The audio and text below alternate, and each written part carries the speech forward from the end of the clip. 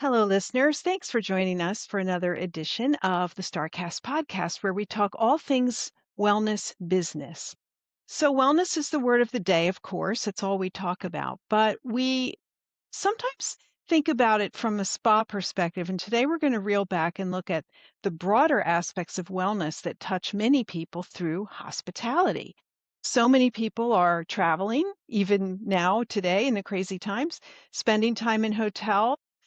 They really want wellness to be around them, and so I've invited an expert in that field to join us, and we're so lucky to have him, Adam Mogelonsky, partner with Hotel Mogul Consulting. He's been a hotel consultant for many years, and he will fill us in on his background and how he got here.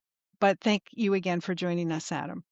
Yeah, great to be here. Thanks for having me, Lisa. And of course, when we first met in Milan last Right. year, the whole thing that should be noted to start off with about embedding wellness while traveling is that the rigors of travel is inherently bad for wellness.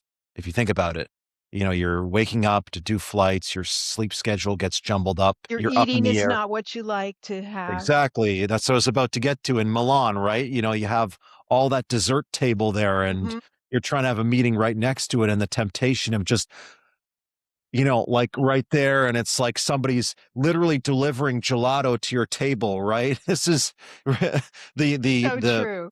the ironical part of having a wellness conference in Italy is that the food is just too good, right? You're surrounded by pasta, pizza, gelato, all the things we probably don't wanna Wine. partake much of, but we moderated, right?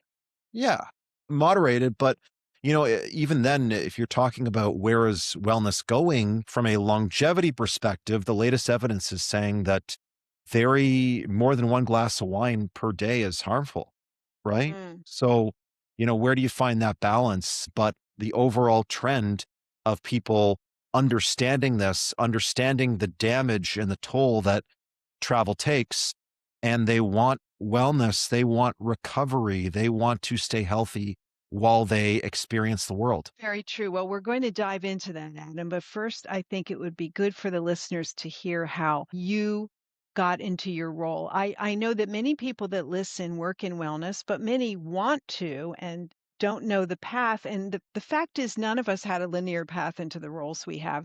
And I know you started as a life sciences major. So, how did you end up here? Tell us a little bit about that. Okay, so of course, yes, life sciences, another word for pre-med. So at one point I was destined to be a doctor. And of course, I'm, a Virgo, analytical mind, high school, doing well on biology, math skills. So everyone's like, play to your strengths, do this, do that, do this. But being a doctor, of course, has very little creativity involved and something intrinsically just didn't really rub me the right way.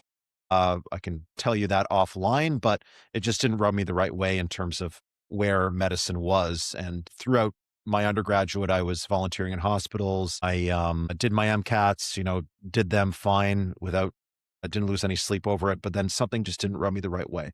So didn't pursue that path, but still had the knowledge. Then got into personal training and physiotherapy, something a little bit more hands-on and functional or allopathic, you could say, and really loved that. But personal training and physiotherapy, it was a grind. Like you're working some days at age 21, you're working 6 a.m. till 10 p.m. to try and fit people in. And That's a long day, especially if you're popular, which I'm sure you were. yeah, like literally 10 clients a day, fit them in, fit them in, fit them in. And of course, around that, to manage what you measure, you have to be recording where people are in their plan and where their specific injuries and getting down to quantitative measures in order to show results over time, to periodize, as we say.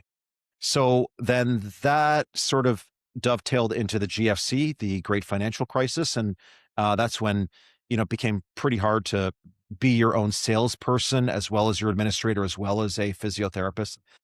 So got out of that and joined my father's hospitality and travel tourism marketing agency as an account executive.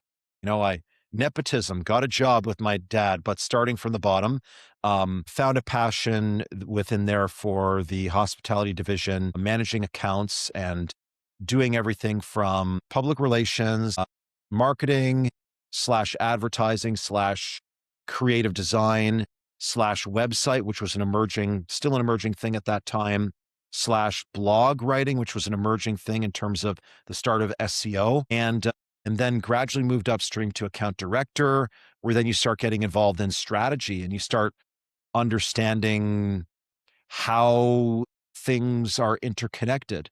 And within that, you start visiting hotels. And our specialty was luxury hotels. So of course, every hotel had a spa.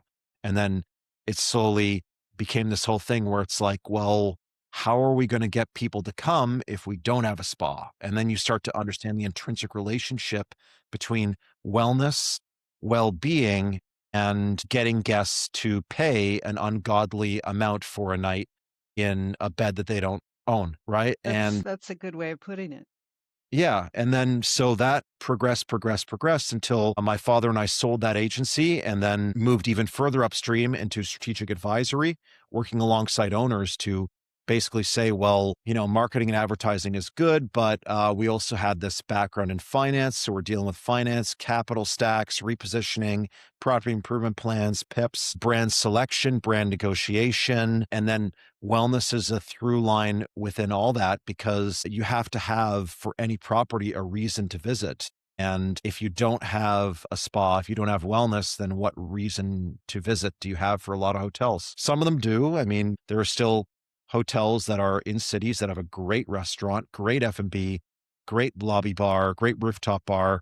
They don't need to necessarily have a spa if you're dealing with a Right. corporate segment where you're getting people in for 1 to 3 nights. Destination resorts, luxury urban hotels, Mm. and even those same hotels where increasingly getting back to where we started about corporate travelers coming in and they have meetings from 9 a.m. till 9 p.m. on a flight the next day, and they have a spare 2 hours. Let's give them a wellness experience. So Yes, and it let's keep the pervades all. spa open past 8 p.m., but that we'll talk about that later. Tough to do. Adam, your work as a consultant and strategic advisor, is it more with existing properties that want to fine tune, or like my own consulting is sort of split between that and startups? Is it the same for you? Yeah, it's always a split because, there's only so many new hotels that are being built at a given time because there's only so much money to go around. There's only so many guests to go around. So you have to work with existing hotels and look to enhance their existing programs or to evolve them through what we call a repositioning or just some form of new program where we come in and go from conceptualization and market fit slash feasibility through to writing the SOPs and doing the training and developing the marketing plan and launch. So I'm going to ask you a two-part question. For the new builds, when does wellness enter the conversation? And for the existing businesses, how often is wellness a topic that they want advice on? So for new builds, wellness should enter as early as possible. It should be from the ground up. We want to build a XYZ with wellness, right? A UXYZ, right? It should enter as early as possible. The developments that pack it on, so to speak, they get nothing. They're laggards in all the trends, and then you launch a spa and you wonder why you get 10% utilization because the concept isn't interesting. You're struggling with labor because you haven't properly incentivized the team or sourced labor or found a good management partner. Or just doing anything interesting in the touchless wellness and all the new treatments that are coming along. Those are the ones that, if it's an afterthought, it's your blah. For the existing properties, it depends on who you're talking to because hotels have a problem of departmentalization and thereby compartmentalization. So somebody who's involved in the rooms revenue may not necessarily be incentivized to think about spa revenue, even though they intrinsically understand the relationship. Ditto Sure. for spa, they are incentivized to look at the spa, but not necessarily wellness through the eyes of F&B, i.e. Hmm. nutrition, fitness center, i.e. movement, fitness, or rooms, i.e. sleep. So we would shoehorn wellness into any discussion we have with owners because it has to enter the picture in 2026 as a brand differentiator. And within the prospects of differentiating the brand, raising rate, getting new types of guests, raising occupancy, increasing ancillary revenues. Perfect. So let's talk about what wellness means when you're a hotel, because it used to be, right? Oh, we've got the spa and it's down in the basement in the corner, and we've got our few rooms, and that is not really what it means today. Or are you seeing an evolution of that definition?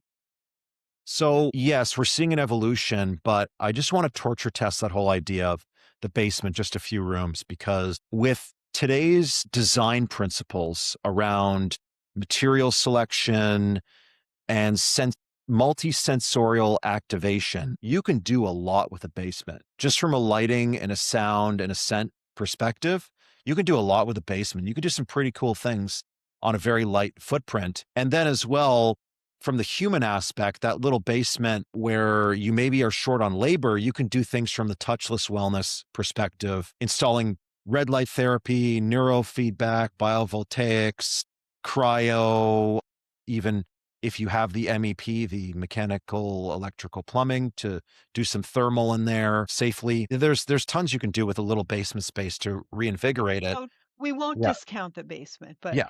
I mean, there were many years where that was just, they seemed to want to put the spa where they couldn't put anything else, and Yeah. it became by default the area.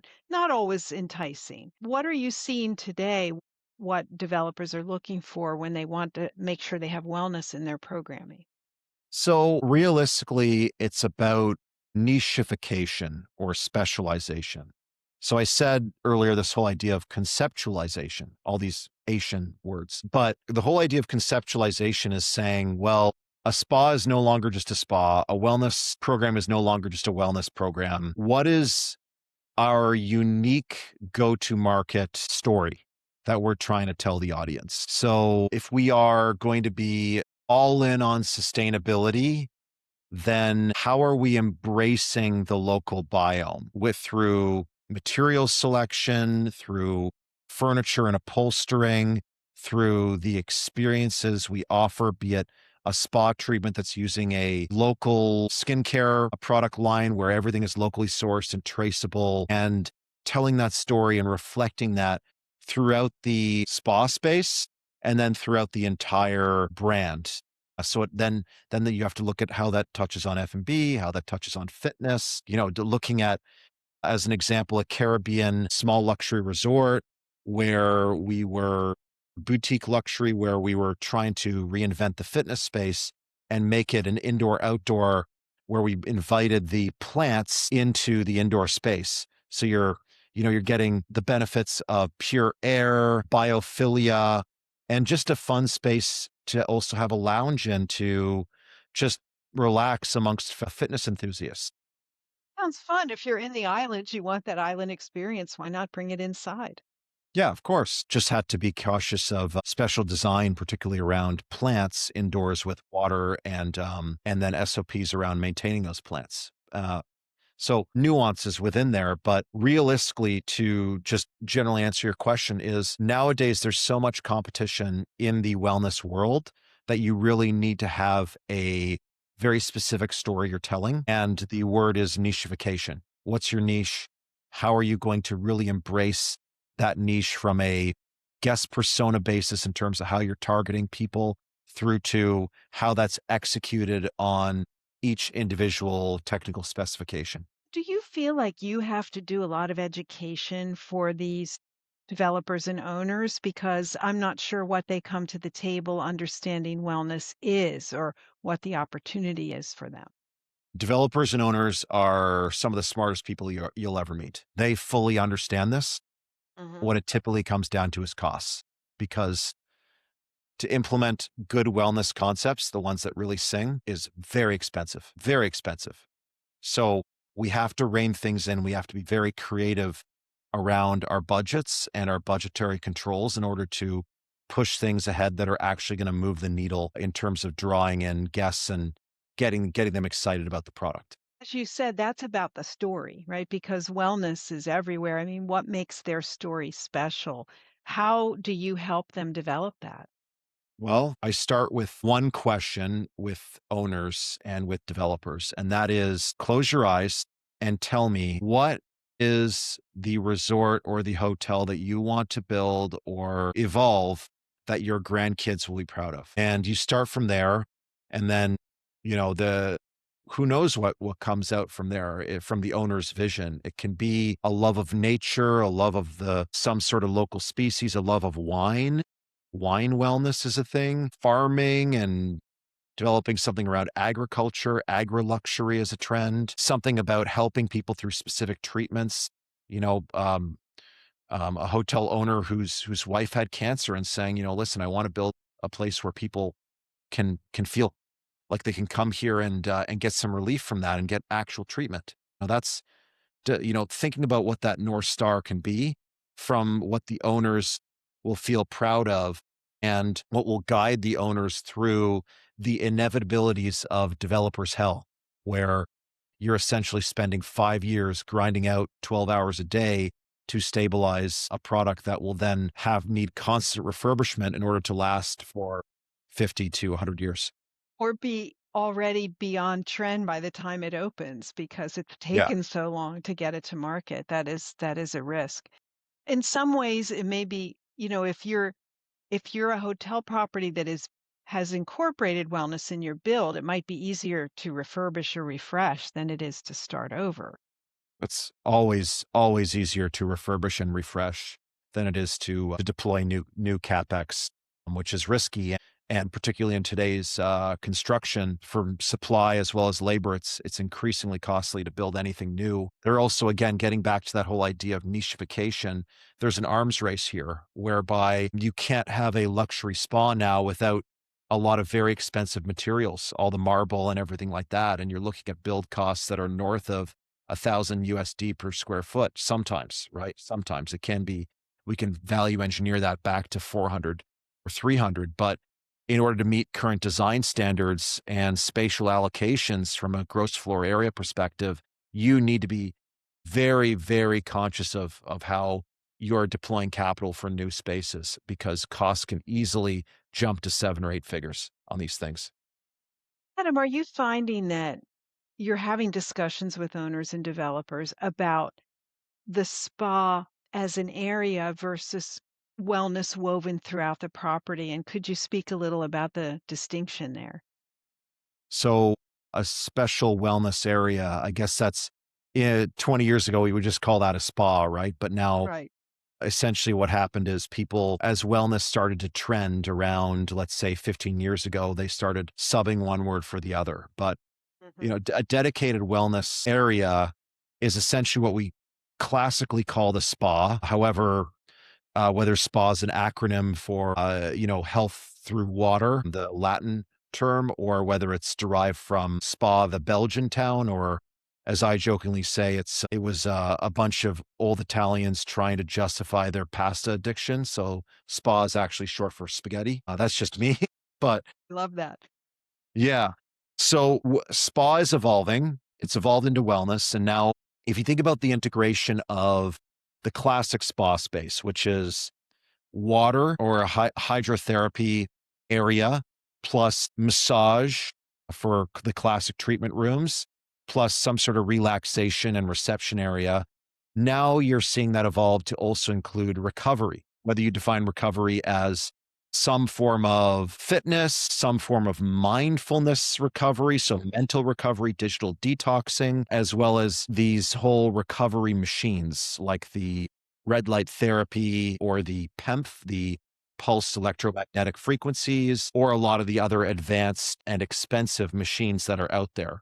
So that's how it's evolving, where this whole wellness area can basically be whatever you want it, so long as it's just a dedicated space that people are going to specifically to feel rejuvenated. Well, we'll get more into the tech side because I know you're big on that, but I'm wondering if you're seeing integration of wellness concepts beyond the designated spa into F&B, into meetings, into the guest room. Of course, I mean, uh, F&B, nutrition is everything, right? You are what you eat. Food is medicine. I could tell you some nutritional concepts that would fly in the face of 20th century knowledge and 20th century nutrition. And one of the biggest problems that we have as a hospitality industry is that the classic F&B training coming out of La Roche and École Hospitalière de Lausanne is that they're trained according to an outdated model for what nutrition implies. So you see a lot of chefs where they can prepare a brilliant plate that is gobsmackingly delicious, but not nutritious. High caloric content.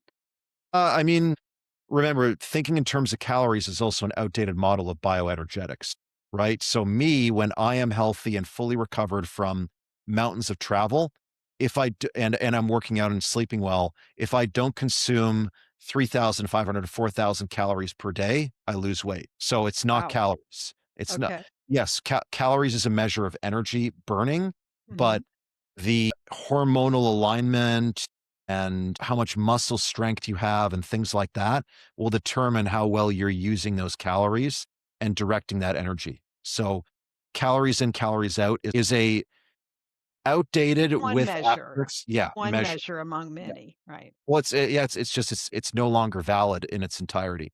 So that's again another thing that we're changing as we look at nutrition in terms of saying, what can we add to the plate that will ramp up somebody's use of energy within the body?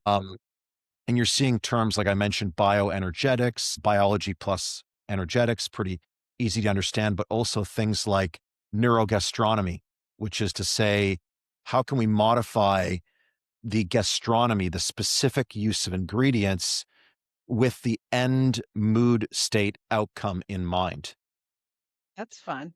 Yeah, it's fun. It's incredibly potent from a revenue standpoint, both for enhancing menu design at a restaurant as well as room service design. So you think about how you can apply neurogastronomy to the room service, understanding that the most common times that room service is applied is for a meal later at night or a private brunch during the day. Those are the two most common times. So therefore, room service from the perspective of neurogastronomy applies directly into sleep as a sleep room amenity in terms of what food can we deliver to the room that will help this person get the best night's sleep possible and help them recover as much as possible.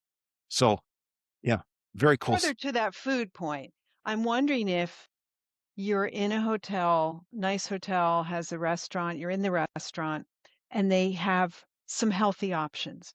Mhm. Are you seeing those like in the spa or wellness section of the menu, or is it just that the menu is healthy? Like which approach is resonating? So, I have a phrase that I deploy with my own nutritional guidelines and how I talk to people about nutrition. And I help a lot of people on the sidelines with nutrition. I can disagree with somebody's diet, but I never disrespect it. And how that applies to hospitality is we have to accommodate for all people. We can't be selective. So if we have one restaurant that is like a Mediterranean focused outlet that's open for breakfast, lunch, and dinner with some periodic times to clean up and do some turnaround, we have to have flexibility in the menu. We have some healthy options, but we also have to have that pizza and pasta, burger and fries in order to accommodate somebody who doesn't want a salad. They want the comfort food. They want to have something that they're familiar with because they're already thinking about 20 other things that day and they're stressed out and they just want that. So we have to be accommodating. You can get more selective when you have F&B presentation across multiple outlets, Hmm. but if it's just that one thing, that one restaurant, that one outlet, you need to be very flexible and you can have some healthy options and point them out with a select thing on the menu, like a corner or with Right. iconography, but you have to accommodate all people as well. Sense. So you have all the options and you let the people who are seeking a healthier for them option, you let them find it. It doesn't have to be pointed out specially. How about in terms of the guest room? What are some things that properties can do to make the guest room more wellness oriented?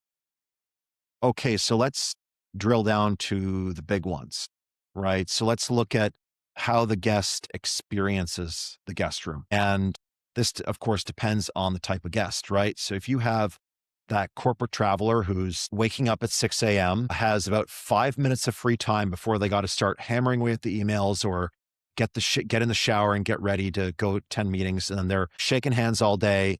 And then they're coming back to the room at 9 p.m., totally zonked, and then got to do the same thing, rise and grind the next day, be it corporate or mice, whatever. The most important thing from them from a wellness perspective is intuitive design. They want to go into a room. They want it to be ergonomically friendly. They want the lighting to be circadian adjusted and have intuitive room controls. So that way they aren't scrambling at 10 p.m. to figure out how to turn off that one lamp in the corner. So often happens, you called it. It's that lamp in the corner. Horrible, right? I mean, I've had rooms where I couldn't figure out how to turn off like one minor ring light underneath the desk, where then I had to like basically close off that entire room, that entire section. Unplug something or, you're piling things up on top of it. Yes, we've all been there. Yeah. So that's a big one, is adjusting the lighting to make it more circadian and intuitive friendly. That may involve some CapEx, either replacing some bulbs and, dare I say it, but the most energy efficient bulbs, those OLEDs or halogens that sit across the top, they are not circadian adjusted. They are not your friend after 7 p.m. They're horrible for your lighting setup. I mean, my housing setup here, I have two sets of lights. One is my overhead ones that I use sometimes, and then I have my ones that are circadian adjusted, where there is no light past 9 p.m. in my apartment that is above a certain amount of lux, has a blue adjusted color hue, and is above my eye line. So it perfectly imitates the setting sun. Any person who comes into my apartment, my condo, like, you feel it. I turn on those lights, all IoT controlled through my phone on an app. And within half an hour, it's just like you're drifting off, right? Just the way we used to be 200,000 years ago when we were somewhere in the East Rift Valley in Eastern Africa. And we would be walking around all day, and then it's just boom, you're out. Sun goes down and you go to sleep. Yeah. So lighting's a big one. Lighting is huge. Next is sound. You look at it, and how many hotels have you been to where you like still hear the people next door, whatever they're doing, right? That, Right. whether you're able to fall asleep or stay asleep, whatever, it's Or still, above you. yeah, it still is a trigger. It still is something that can cause to pull you out of light sleep or to cause you to get less of a deep restorative sleep. So sound is a big thing. Sound buffering, material design is important there. There's some ways to modify an existing product that way that are cheaper, that are some creative solutions, but still some CapEx. And then just returning to that corporate mice traveler, you think about it, you have 5 minutes to do that. They're not a spa goer. Everything they're going to do is in the room. So what can you do in the room? So that you have this lovely amenity in all rooms called tea and coffee. Have you ever used those amenities in the room there? Never, Never, never. Yeah, never. never. Why even think? So it turns out, and this is research shows, that coffee and tea, in the absence of cream and sugar, very important, is very good from a health and longevity perspective. Tea and coffee. So how do we make those even better? So we can look at things like having better suppliers. So we remove the microplastics out of them and we make them more sustainably sourced. So that way we have a better feel good story, single origin coffee, or ones that we can trace and, don't have any of the mycotoxins that get into coffee, tea bags using a supplier that doesn't have microplastics or industrial sprays on them, things like that to ramp up the nutrition, offering select tea blends. So not just green tea and black tea, but also herbal teas. Chamomile's great for sleep. Peppermint, great for restoring the mouth microbiome. And a whole whack-a-mole of other ones that we can introduce. A great example there, and I know we are going to get to examples, but a great one to look at is the Equinox Hotel in New York, where rather than discussing just, the what are the components of the tea in terms of saying, well, this has green tea, this has black tea, this has black tea plus bergamot peel, like some Earl Grey blends, etc. This is starting from a functionality. So, tea blend it just says relax on the tea. I It just love says that. So much sleep. easier for people to understand. Yeah, as opposed to the nerds like me that are, trying to find out the specific ingredients and, What look at. hillside the leaf was grown on, you're looking for. Yeah, I'm looking, what part of China did you source your pu'er tea from, and is it legit, so to speak? But that's just me. I'm a, longevity nerd like that. For other people, if you have that 5 minutes, it's just like, okay, there's 4 tea bags here. One says awake, one says sleep, one says relax, one says week awake plus 2. Okay, so I'm at night, so I wanna do the relax one first, then I wanna do the sleep, and then I'll be good, right? Simplify, simplify, simplify. Let's have it so that way somebody who is really frazzled can figure it out either at the end of the day or the start of their day. So tea and coffee, huge room to improve. The Equinox Hotel also has a vegan collagen creamer. So something you can add to your coffee that I do every morning. Collagen, which is an incredibly important compound as a supplement for people to take. And then on the note of supplements, if you think about it from a relative value unit point of perspective of time, supplements are still great. Yes, supplements are supplemental. They do not They're not the whole story, they're meant to augment what you're doing. exactly. They are meant to augment. But from the perspective of jet lag, if you only have 5 minutes, you don't have time to do a 1-hour breathing exercise that's somewhere on the in-room programming or go down to the spa. You need to pop those melatonin pills and hope that they help you to elongate and reset your circadian clock as you're moving about the globe. Another great supplement that I take when I'm traveling is NAC, N-acetylcysteine, which is a liver detox restorant. It's actually a precursor to glutathione. So it just helps to give you a little bit more recovery as you're going about. And of course, there's good evidence on it from both a mechanistic and an epidemiological or population size study on it. So it works and it doesn't necessarily interact with other things. So there's a whole list, hundreds of other ones from a herbal tea and supplement that can be deployed, which are things that can work inside of 5 minutes for that frazzled or rushed corporate slash mice traveler. So we've got the lighting, the sound, the nutrition. How about the thing we spend most of our time in the room in, the bed? Yeah. The answer to any question from henceforth is going to be yes, right? Bed is incredibly important. The linens, so you're not creating a very hot bedding microenvironment. The ties into the HVAC and the climate controls, ties into Wi-Fi signals going through your bed, ties into organic materials and limiting what's called volatile organic compounds, and then balancing all that with the capex of purchasing expensive new mattresses. So the answer Mhm. is yes for bedding. Yes. You need to have it and it should be comfortable. And the pillow. I like having a pillow selection personally when they have different thicknesses or softnesses and not just all the same.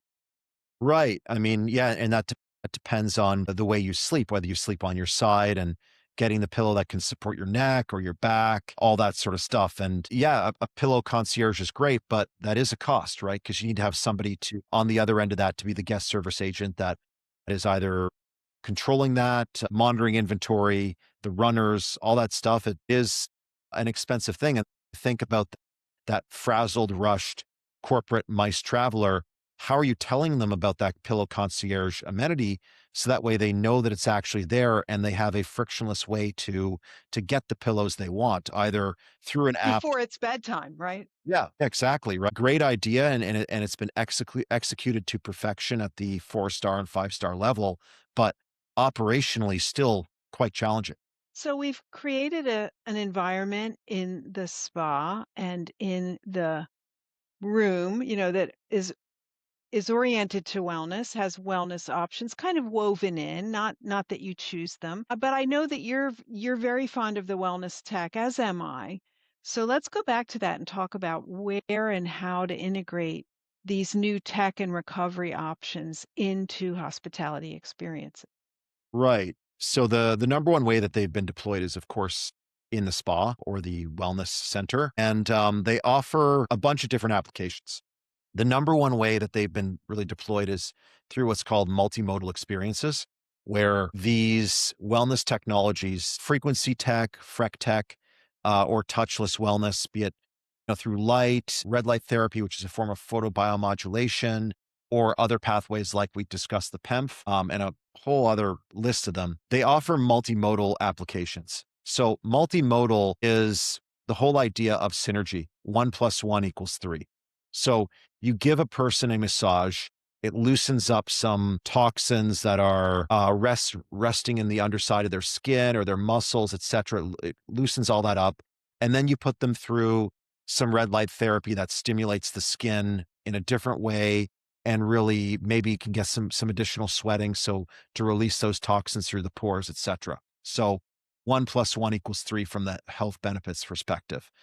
The other side of wellness technologies is the labor side of things, whereby because these machines are largely set it and forget it, where they don't require somebody like a masseuse who's constantly applying, constantly in the room with a guest, it means that you can have a guest be set up with these machines, and then you can have, that it could be set up by a spa receptionist who then can go back to service guests in the reception area or the lounge area, or can work on somebody in the next treatment room where they're having another wellness technology experience. And from there, if you have a bunch of these different machines that work along different modes of action, you can set up wellness circuits where people are going from red light therapy to PEMF to vibroacoustics to cryo to infrared to et cetera, et cetera, et cetera.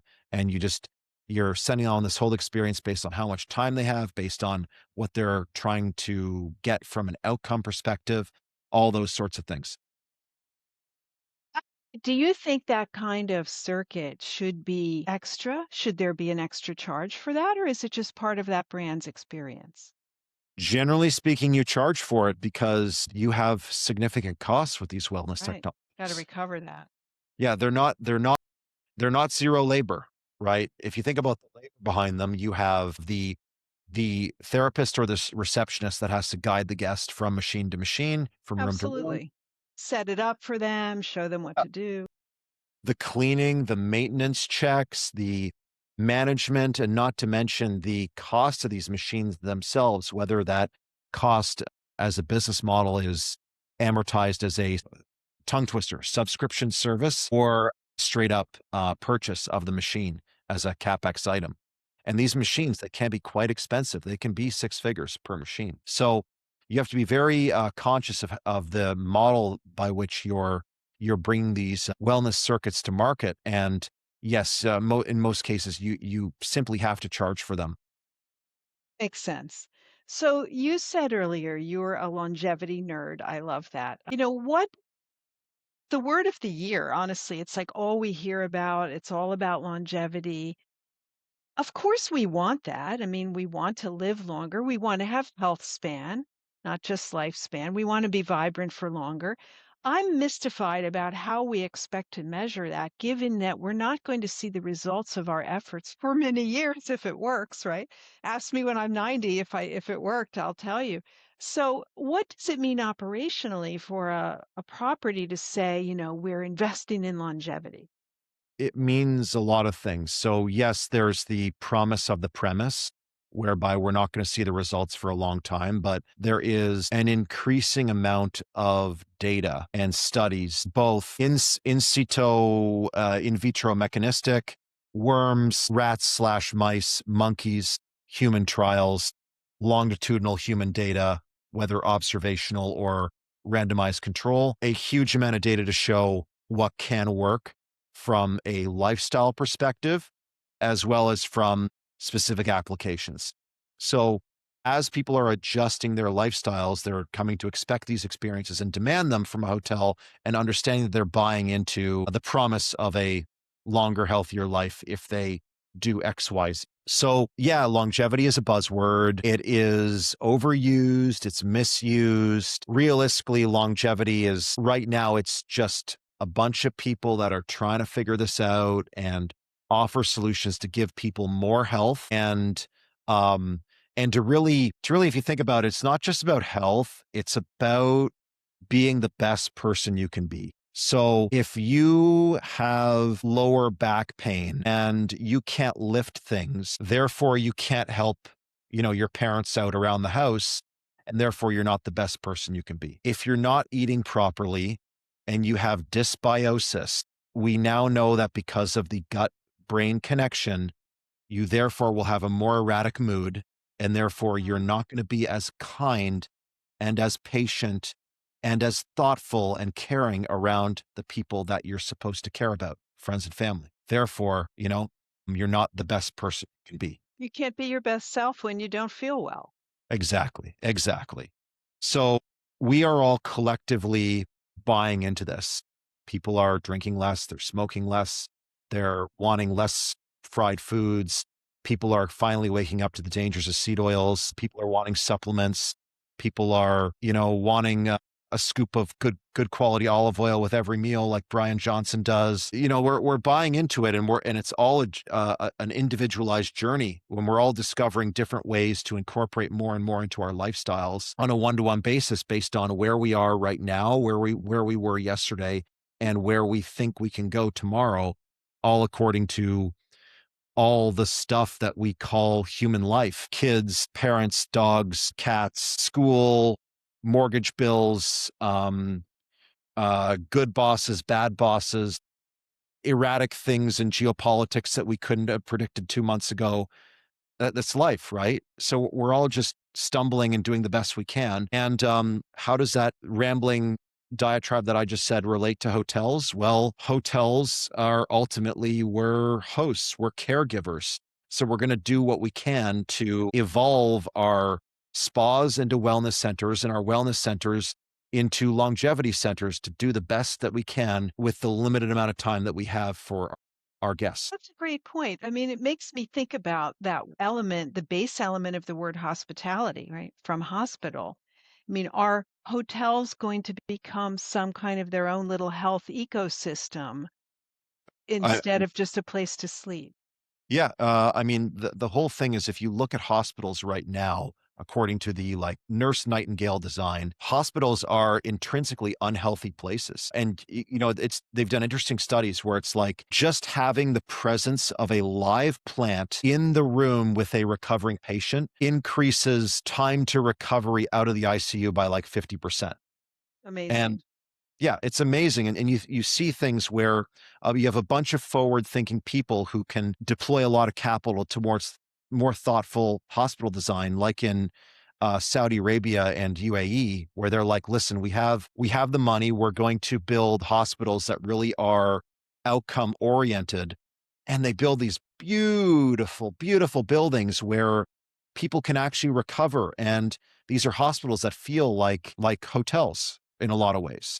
And that's Mhm. what we get from a lot of the private healthcare side. And then we see brands, that sort of blend the two to be sort of luxury health clinics, that are also hotels. Like one that, I'm a huge fan of is, Lanzerhof in Mm. Germany and Me Austria. too. Love Lanzerhof.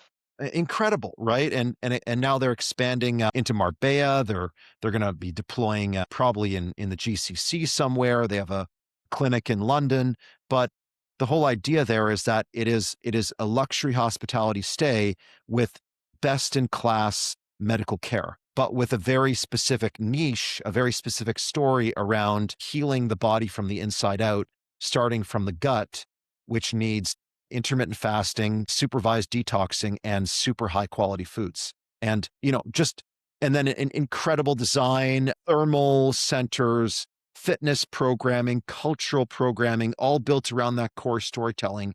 And then before you know it, you have a brand that has been known for 50 years for this, has helped countless people. And you have people that are coming back for week-long stays every single year. Think most of these longevity clinics have very high repeat visits. I mean, they're purpose built, as you said, with all of those things we've talked about: Mhm. sound and lighting and comfort and nutrition and movement and the physical therapies that are so attractive to people as a destination. Obviously doesn't work as well in an urban environment or a transit or a business Yeah. hotel. I But mean, I know, yeah. go ahead, Adam. No, I mean, not to torture test that idea, right? You have this whole advent that came about during the pandemic called staycations. So if you think about it, an urban hotel can excel at this if they design a story and a program around staycations where somebody who, is grinding it out in on Wall Street in New York and they decide to have a staycation at a luxury hotel somewhere in the city where they have a longevity center and they're put through an integrated wellness stay that over say 2.5 days they can get some solid restoration and then take the subway back home. Very true. Very true. It is an overlooked opportunity. Thank you for sharing that. Well, I know that you see wellness as a major revenue opportunity in hospitality. Can you speak to what you see? What are some operational mistakes that operators should try to avoid? To sum it all up, half measures, Mm. right? I mean, you have to go all in on this. And we're talking about Lancerhof, we're talking about Clinique La Prairie or Chanel. All these places have guests coming back for massive LOS, massive TRevPAR, and the customer lifetime value is through the roof. All that is going around the phrase health is the new wealth. So if you are to embrace this term, health is the new wealth, you have to embrace it at a systematic level, a systemic level. So you can't just have a program where you launch a spa and then you set it and forget it. No, you got to develop a quarterly process around reviewing that, seeing how you can improve, bringing new ideas to the table, understanding how those ideas can be woven into your existing framework and budget. You need to look at wellness across every single operation, including Mm. your own team's health, the HR perspective. We haven't touched on that because it is kind of all for naught if you Hmm. have a program for guests, but you're not also allowing your team, your associates to partake in that. There's a new term out there called brain capital, which is about how much brain power your team has and how you can protect and grow that. Well, measure, protect, and grow. And the whole idea there is like, look, the limiting commodity in the future for hospitality is going to be your teams, as it always has been. So you need to have wellness and longevity programs for your teams in order to keep those teams intact and to incentivize employees over the long term. So Well, that's brain, very true. We've seen that put into practice at Mandarin. Mia Kirikos did it at Hyatt. I mean, we're expecting our people to take care of the guests. We need to take care of them.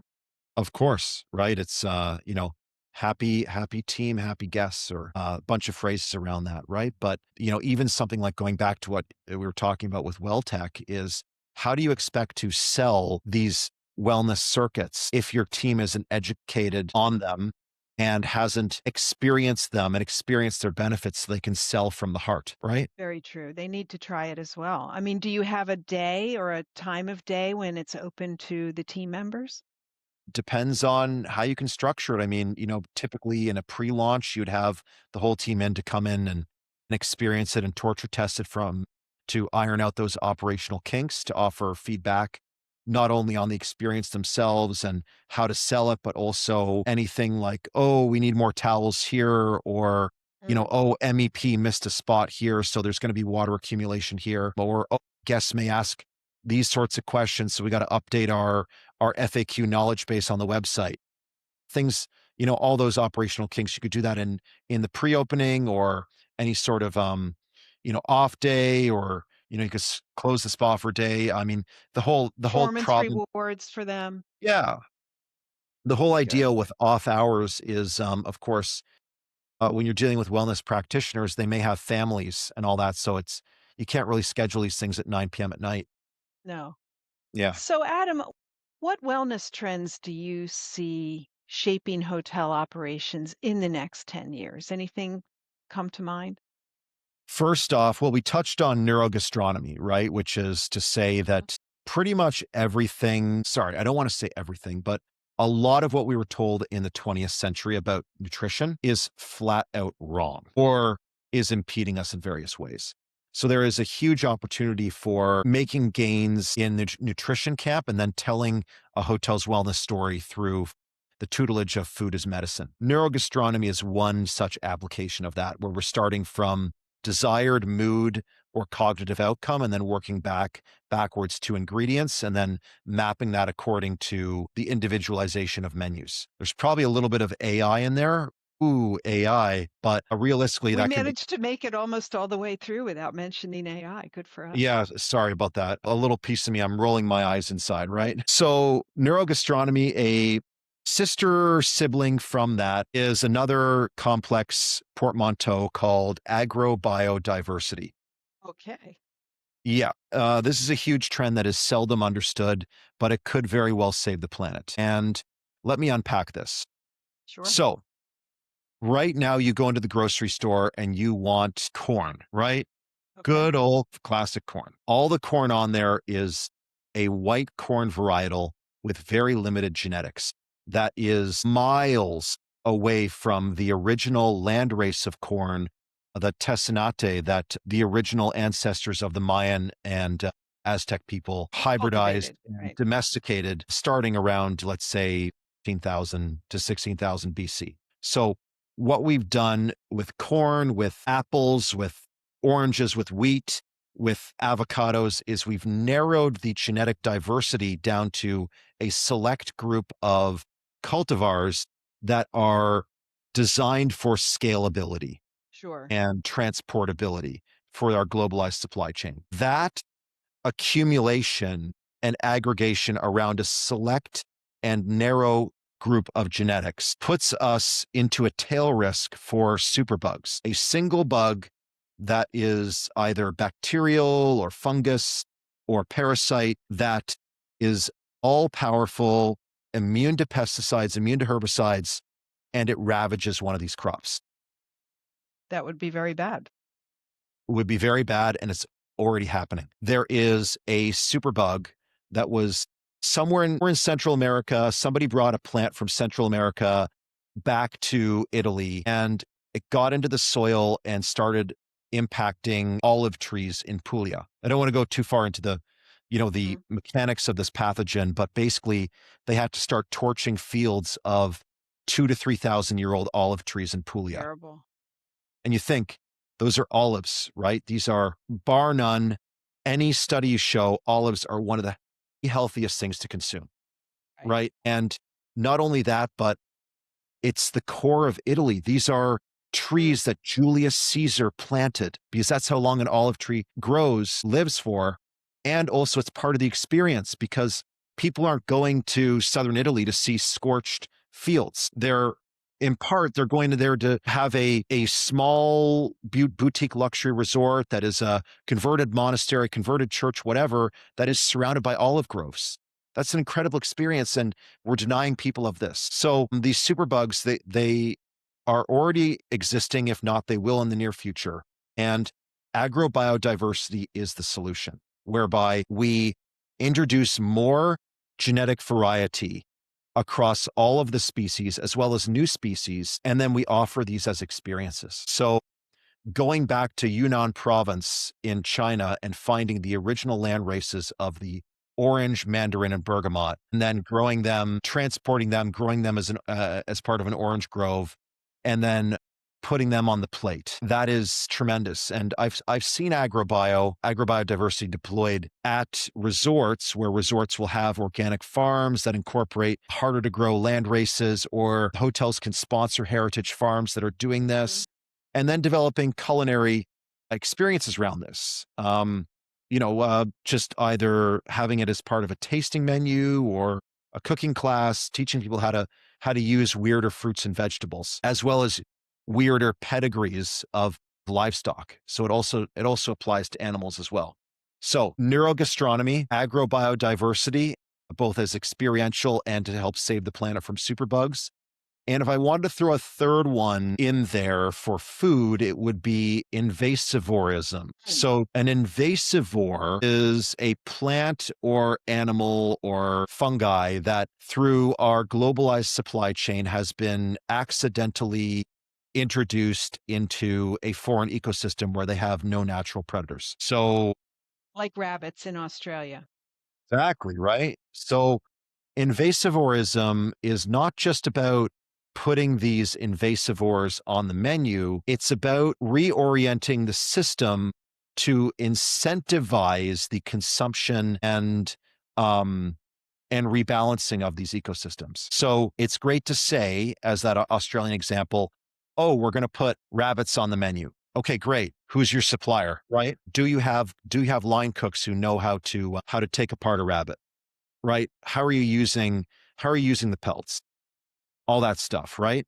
So thinking systemically from almost a scope 3 perspective about how we are reorienting and rebalancing our environments, starting from the inside out about what we're putting on the menus, and if there's a health component to that, but still telling a good story from sustainability from this whole buzzword around invasivorism. So Well, that's fascinating. just food, right? That's just food, but fascinating concepts to think about. And I thank you for sharing that. I'm also thinking if I ever invite you for dinner, I'm going to have to really do my homework before you come over. I Oh, have, don't even try. I remember I'm a Virgo longevity nerd, so I have databases on all these different species that we should be putting on the plate. So it's like I'll just call out and go, yeah, you have this one, but you didn't do this one, blah blah blah blah. so don't have you for dinner is what you're saying. It would be easier. No, I mean I'll still take a free dinner. I mean, Okay. I'll, Okay. I'll Got it. bring wine. Okay, I'll bring wine. Okay, that works. One last question for you, Adam, to look through your hospitality lens. If a guest is checking out of a hotel 5 years from now, how should they feel if the property has really integrated wellness well into operations? So where we're going with all this is feeling better than when you arrived, right?